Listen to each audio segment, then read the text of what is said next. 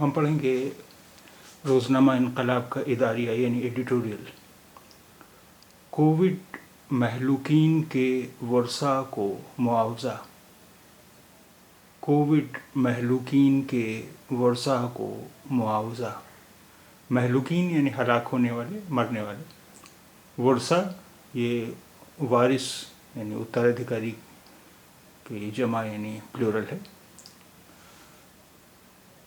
मरकज़ को supreme court की ये हिदायत कि कोविड से फौत होने वाले अफराद के वर्सा को मुआवजा दिया जाए, वबा से पैदा शुदा हालात बिलखुसूस मुतासरा ख़ानदानों पर मुरतब होने वाले मुआशी असरात के पेश नज़र एक अहम और तारीख़ी फ़ैसला है, जिसकी जितनी सताइश की जाए कम है। देखिए यहाँ पहली लाइन में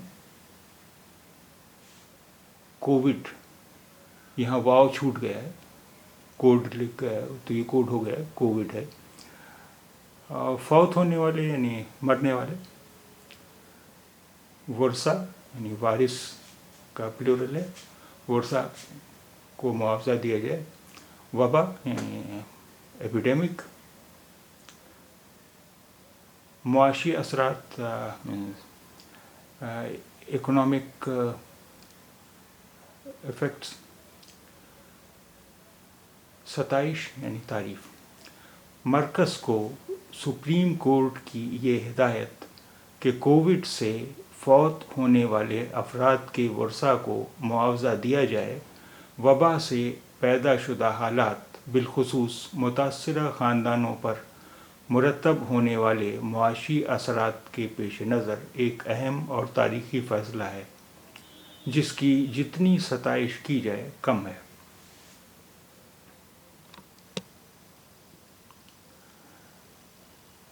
इस सिलसिले में सुप्रीम कोर्ट ने जवाज़ पेश किया कि नेशनल डिज़ास्टर मैनेजमेंट अथॉरिटी अपना फ़र्ज़ अदा करने में नाकाम रही। अदालत का यह मुशाहिदा मज़कूरा अथॉरिटी ही की नाकामी पर नहीं, मरकज़ की नाकामी पर भी तनकीद है। सुप्रीम कोर्ट का इस मामले को संजीदगी से लेना मुल्क के लाखों ख़ानदानों को राहत बहम पहुँचाने में अहम किरदार अदा करेगा। अदालत ने मरकज़ को 6 हफ़्तों में रहनुमा उसूल मुरतब करने के लिए कहा है, ताकि महलूकीन के वर्सा को मुआवजे की फराहमी का आगाज़ हो सके।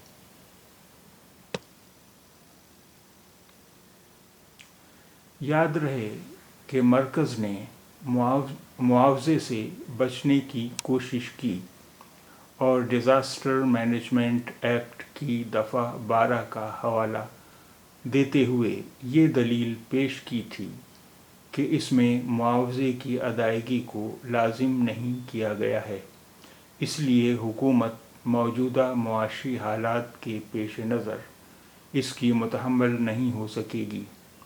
मगर सुप्रीम कोर्ट ने इस दलील को कबूल नहीं किया।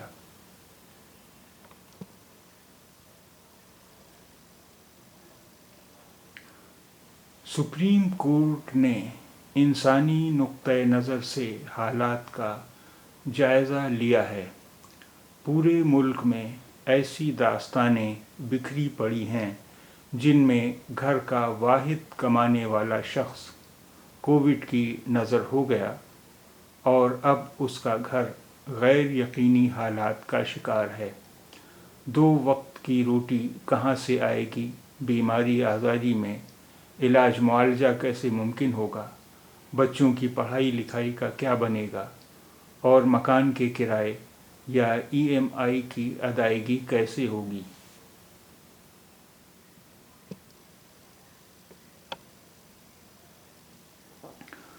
कहीं यह भी हुआ है कि वालिद वालिदा दोनों फौत हो गए और अब घर में बच्चे ही हैं। ان کی زندگی سوالیہ نشانات سے گھری ہوئی ہے۔ سپریم کورٹ نے معاوضے کی رقم طے نہیں کی ہے، جبکہ عرضداشت گزار نے 4 لاکھ روپے فی مہلوک ادا کرنے کی التجا کی تھی۔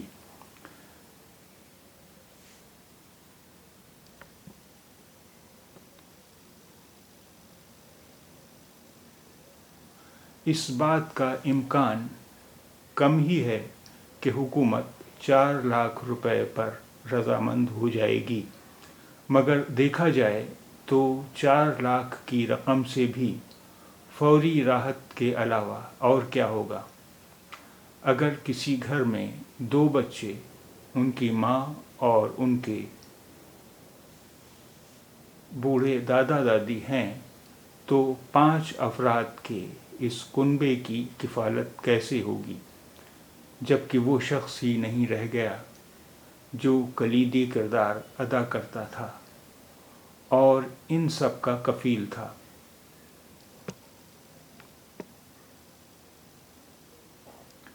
کئی خاندانوں میں تو یہ بھی ہوا کہ جب اسپتالوں میں جگہ نہیں ملی تو اہل خانہ نے مریض کو ایسے اسپتال میں داخل کر دیا جس نے ان سے کئی لاکھ روپے اینٹھ لیے۔ مریض تو بچ نہیں سکا مگر قرض چڑھ گیا۔ اگر یہ قرض 10 لاکھ روپے کا ہے تو زیادہ سے زیادہ 4 لاکھ مل جانے کے باوجود اہل خانہ 6 لاکھ روپے کے مقروض رہیں گے۔ ایسی اور بھی کئی مشکلات ہیں جن کے پیش نظر ضروری معلوم ہوتا ہے کہ حکومت معاوضے کی ادائیگی میں بخل سے کام نہ لے۔ بخل یعنی کنجوسی۔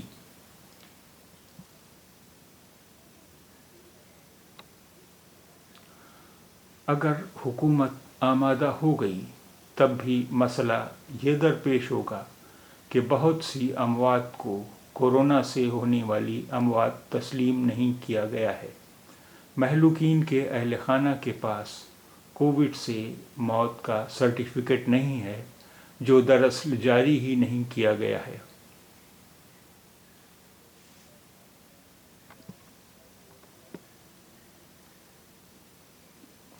یہ لوگ معاوضے کے اپنے حق سے محروم رہیں گے۔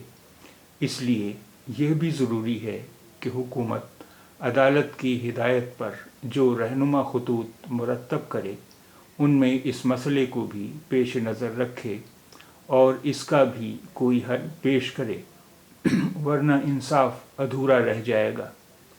اگر اس مسئلے کا کوئی حل زیر بحث نہ آئے تو بہتر ہوگا کہ سپریم کورٹ خود اس کا نوٹس لے۔ اس سے انصاف کا عمل مکمل ہوگا اور کسی کے ساتھ ناانصافی نہیں ہوگی۔